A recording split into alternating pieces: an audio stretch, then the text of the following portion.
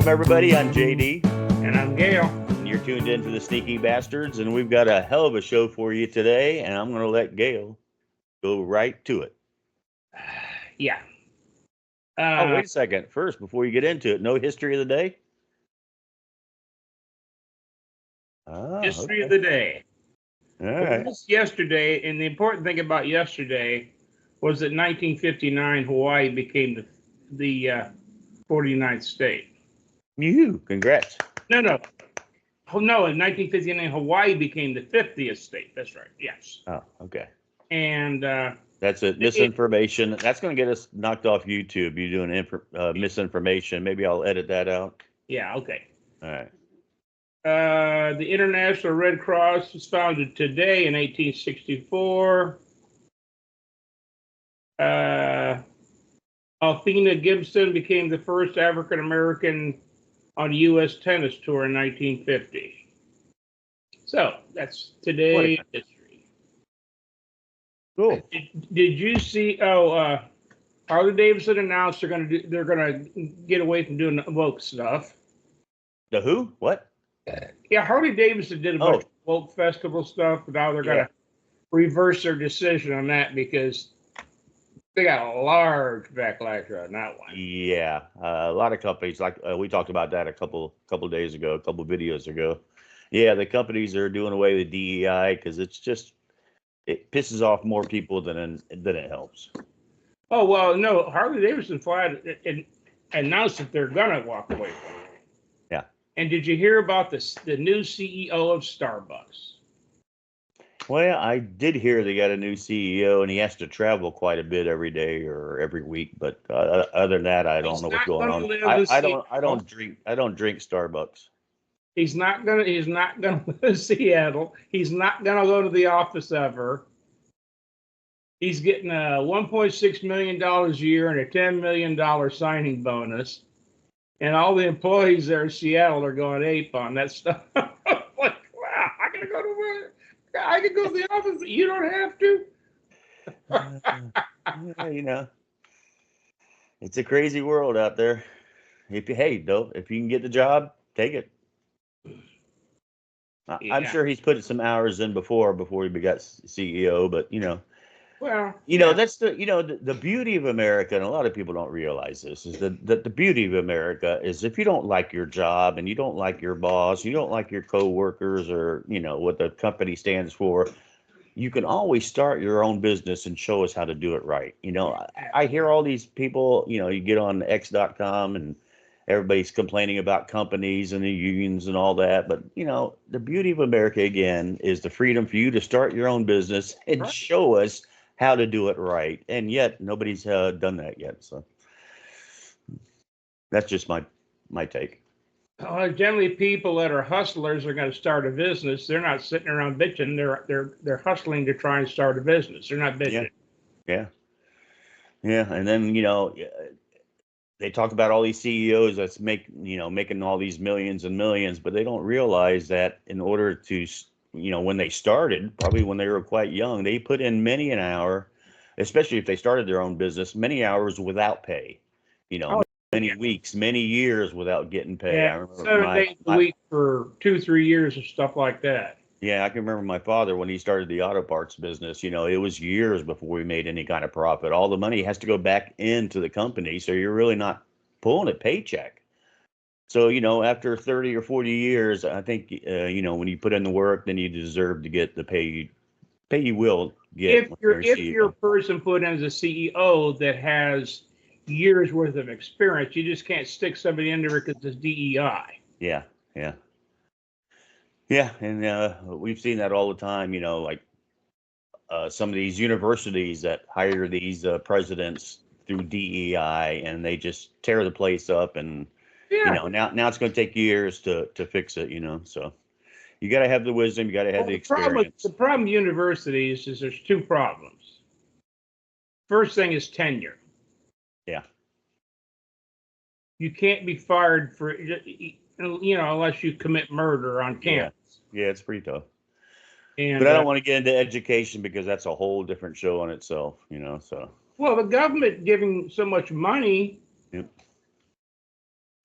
free, Yeah, giving so much money. That's what's caused all the tuitions and stuff to go up because they're just trying to get more and more money. yeah. We'll do a story on greed, and we'll include the universities because it's amazing how greedy they are, and I'm surprised Oh my I'm God. surprised Bernie Sanders, is not going after all the universities with their billions and billions of dollars they got stashed away. But that's a different Well, but see, story. schools aren't corporate. Yeah, that's true. For Yeah, corporate taxes. speaking of corporate, well, we talked about that too in a last video about Kamala Harris wanting to tax at a higher Corporate tax rate. 28% and all that stuff. Yeah, right. But the story out this morning had to do with the release of the revised employment numbers for last year, Mm-hmm. and how it dropped by almost 1 million. The what was it? The Bureau of Statistics Mm-hmm.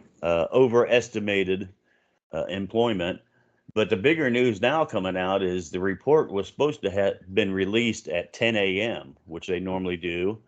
And as 10 a.m. came around yesterday, the report wasn't released. So they waited and waited. And again, this is what the markets wait for is reports like this. And this is how they plan, their moves.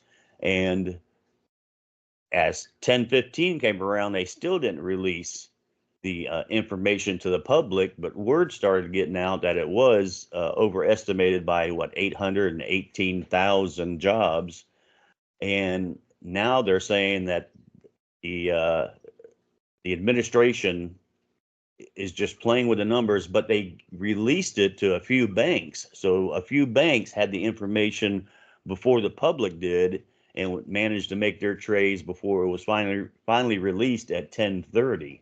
So it Mm-hmm. just shows the incompetence of the Harris Biden administration. I call it the Harris Biden administration, which everybody ought to be calling it. But yeah, sheer incompetence in the government, and And corrupt. people are willing to want to give them more power. Just nuts. And corrupt. Yep. I mean, they lie about this. They lied about Afghanistan. They lied about all kinds of stuff, and we still want more government. I mean, they lied about this. They lied about Afghanistan. They lied about all kinds of stuff, and we still want more government. I don't know. No. Yeah. Anyway, so what do you think what's going on with it? Is RFK going to back out? Yeah, probably, because his campaign's not going anywhere, and I'm sure he's pretty pissed at the DNC because they have more lawsuits against him than they do Trump. I mean, it's amazing what they've done to try to keep RFK off the ticket or off the ballots. Yeah, he'll probably endorse Trump. I don't know if it's going to make a big difference, but everything helps. And another thing in the news, I've been watching. Well, I haven't watched a lot of it because it's really unwatchable. But the DNC convention, have you seen much of it? No. The news reports, you watch ABC and NBC, and you get on the web and check some stories out. It's all about the hope and joy going on there, but very, very little news about the protest outside. And we had to kind of dig deep and look. The protests are a lot bigger than people are led on to believe. And it Mm-hmm. might be really big tonight. So that's the story, is the protests that are going outside the DNC. The story is not inside. We all know what the Democrats are going to do: higher taxes and more spending. But the story is the outside of Barack all the protests. was there, and Bill and Hillary were there. Woo! Yeah. And Oprah, for a minute there, I thought she was going to give everybody a car. You get a car. You get a car. You get a car. Oh. Instead, it's you get other people's money. You get other people's money. You get other people's money. It's popcorn time. Yeah, buddy. Why can't Margaret Thatcher come back? There you go. The Iron Lady. Right? You betcha. One of her most famous sayings is, the problem with socialism is sooner or later you run out of other people's money.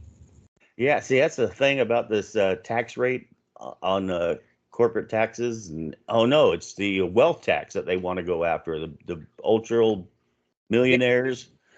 And they say it's only like 10,000 people that it will target.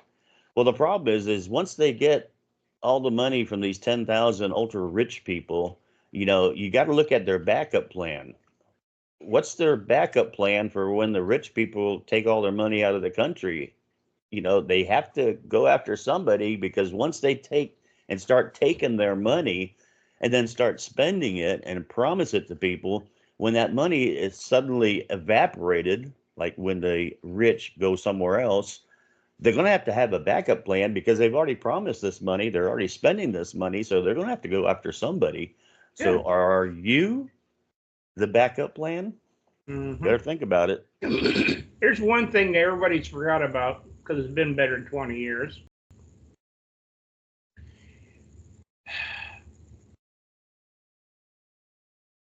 During the Clinton administration, they made promises for retirements and all kinds of stuff for police, fire department, and teachers and stuff. And they were going to get all the money from the tobacco lawsuit. Yep. They were going to sue the tobacco companies, and they were going to sue ExxonMobil and give all the policemen, firemen, and teachers, and government workers all these fantastic retirement plans and stuff. And they didn't get the money, so now they're trying to just get the money from somewhere else. Yeah, that's it.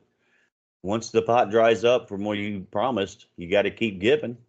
So you have to take it from somebody. So, you know, again, eventually you run out of other people's money, as we have seen in Venezuela. Yeah. All right, folks. Well, it's been a great video. We appreciate you tuning in, and we're asking for your like and your comments and your share. And we hope you enjoy this video. We're going to keep making them. Hopefully this won't be like 1968 in Chicago. Well, I guess we'll find out tonight. I might tune in just to see. Yeah. All right, everybody. I'm JD. And I'm Gail. And thanks for listening. We'll see you soon. Thanks. All right.